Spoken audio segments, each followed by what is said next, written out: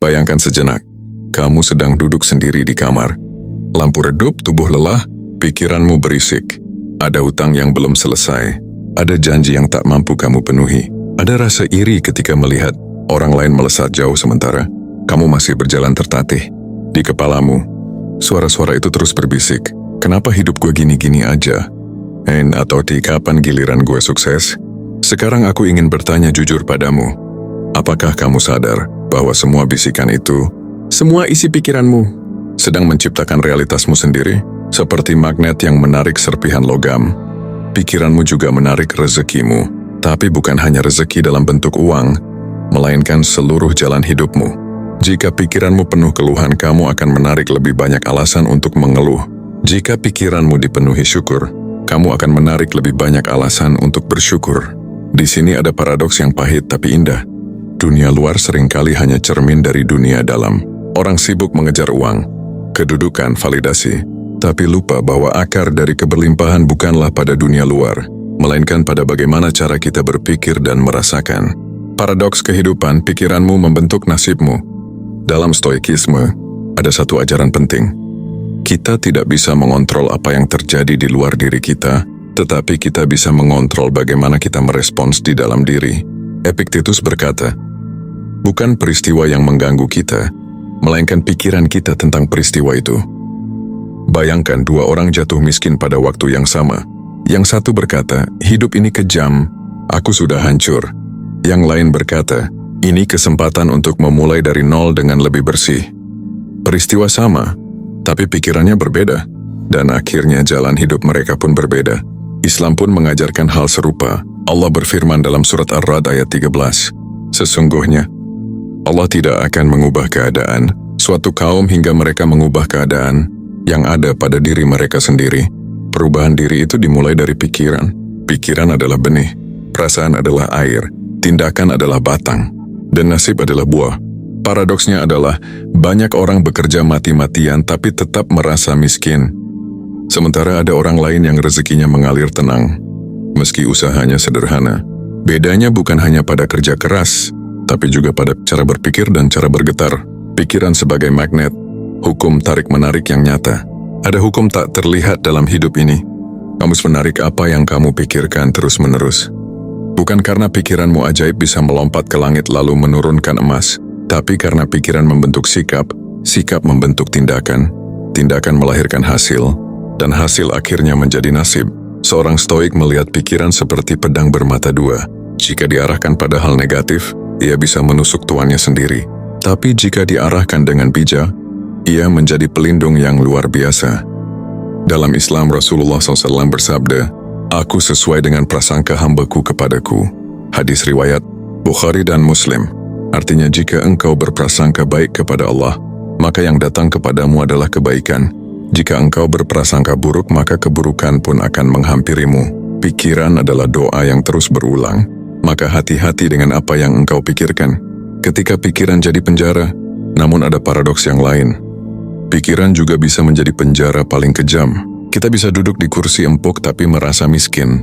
Kita bisa punya gaji tetap tapi merasa terus dikejar kekurangan. Kita bisa hidup di rumah aman, tapi merasa selalu terancam.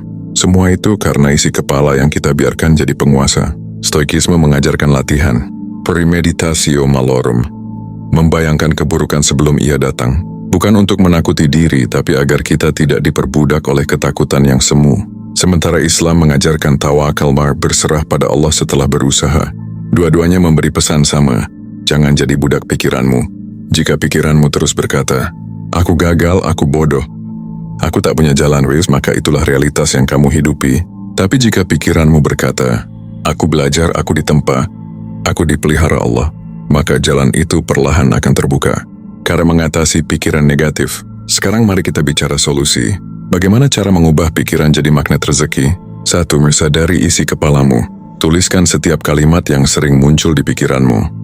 Apakah lebih banyak keluhan atau doa? Apakah lebih banyak rasa takut atau rasa yakin? 2. Latih diri dengan perspektif stoik. Katakan pada dirimu, aku tidak bisa mengendalikan segalanya, tapi aku bisa mengendalikan pikiranku. Saat gagal, ucapkan, ini kesempatan untuk belajar. Saat kehilangan, ucapkan, Aku masih punya diriku dan Tuhanku. 3. Perkuat dengan zikir dan doa. Dalam Islam, zikir bukan sekadar ritual. Kau adalah reset frekuensi. Ketika lidahmu mengucap, Hasbunallahu wa ni'mal wakilan, sesungguhnya kamu sedang menarik energi tawakal, menanamkan dalam pikiranmu bahwa Allah cukup sebagai penolong. 4. Bayangkan rezeki dengan syukur, bukan dengan cemas. Ketika kamu menunggu gaji, ucapkan syukur seolah sudah menerimanya. Ketika menanti peluang, bayangkan dengan lapang, bukan dengan takut. Pikiran positif bukan berarti menutup mata dari masalah, tapi mengubah cara memandang masalah. Afirmasi yang menusuk hati. Coba ulangi dalam hatimu perlahan. Aku tidak miskin karena Allah lah sumber segala kekayaan. Pikiranku bukan musuhku. Pikiranku adalah sahabat yang sedang belajar aku arahkan. Aku menarik rezeki dengan syukur, bukan dengan keluh. Allah mencintaiku dengan cara yang mungkin belum kupahami tapi akan kupelajari. Ingat, afirmasi bukan sekadar kata-kata indah. Ia adalah jembatan antara hati yang lemah dan jiwa yang ingin bangkit. Paradok rezeki kadang datang dari jalan yang tak kamu suka.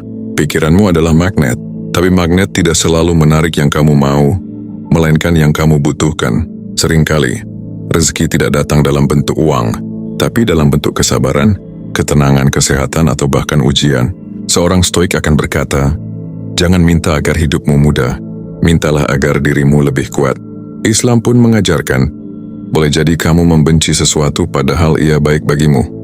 Surat Al-Baqarah ayat 216. Paradoksnya adalah, kadang Allah mengurangi hartamu untuk menambah cintamu padanya. Kadang Allah menutup satu pintu agar kamu belajar mengetuk pintu yang lain. Dan pikiran positiflah yang membuatmu tetap percaya bahwa di balik semua itu ada hikmah.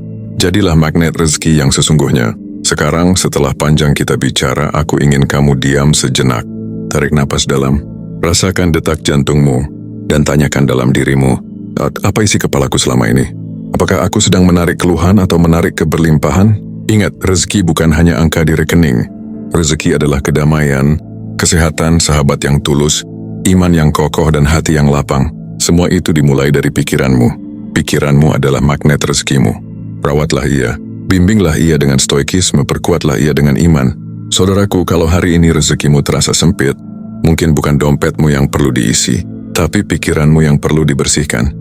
Jangan biarkan pikiranmu menjadi penjara, jadikan ia magnet. Jangan biarkan dirimu terus menarik kesempitan. Biarkan syukurmu menarik ke lapangan. Inilah saatnya engkau menjaga pikiran, sebagaimana engkau menjaga doa. Karena sebenarnya pikiranmu adalah doa yang tak bersuara. Dan doa itu, kalau terus engkau ulangi, akan menjadi realitas hidupmu. Disinilah nafas baru hadir, menemanimu membaca ulang dirimu sendiri, membuka mata batinmu, membantu hatimu menemukan makna di balik setiap paradoks kehidupan. Kalau apa yang kau dengar hari ini mengetuk pintu hatimu, jangan biarkan ia berhenti di sini. Ikuti perjalanan ini bersama kami. Tekan subscribe bukan untuk kami, tapi untuk jiwamu sendiri. Agar setiap kali pikiranmu mulai lemah, engkau punya pengingat. Agar setiap kali rezeki terasa jauh, engkau punya suara yang mengingatkan. Pikiranmu adalah magnet rezekimu.